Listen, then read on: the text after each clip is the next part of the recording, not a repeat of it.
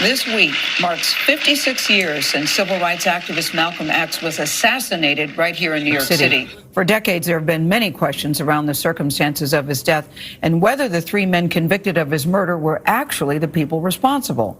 Well, at a news conference last Saturday, Malcolm X's daughter heard a letter for the very first time that they say is evidence that the NYPD and the FBI conspired to have their father assassinated.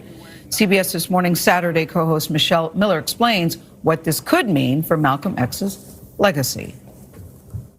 White people don't realize how frustrated Negroes have become. Malcolm X was a legendary orator, charismatic, controversial, revolutionary. To lift the struggle for freedom of the Negro in this country from the level of civil rights to the level of human rights. On February 21st, 1965, he was assassinated while giving a speech at the Audubon Ballroom in Harlem.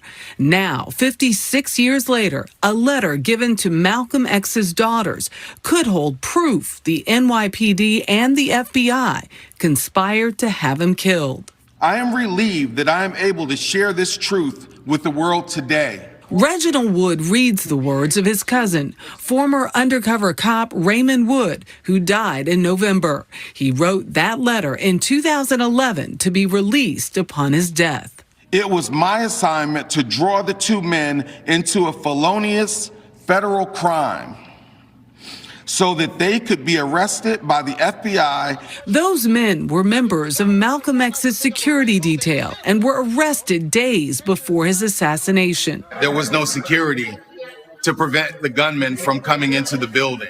3 members of the Nation of Islam were convicted of the murder. Malcolm's death never sat right with me. On the heels of the 2020 Netflix documentary, Who Killed Malcolm X?, the Manhattan District Attorney's Office began a preliminary review last February. After the letter's release, it says their review remains active and ongoing. As for the NYPD and the FBI, they say they have turned over all their relevant records to the DA and will cooperate. For CBS This Morning, Michelle Miller, New York.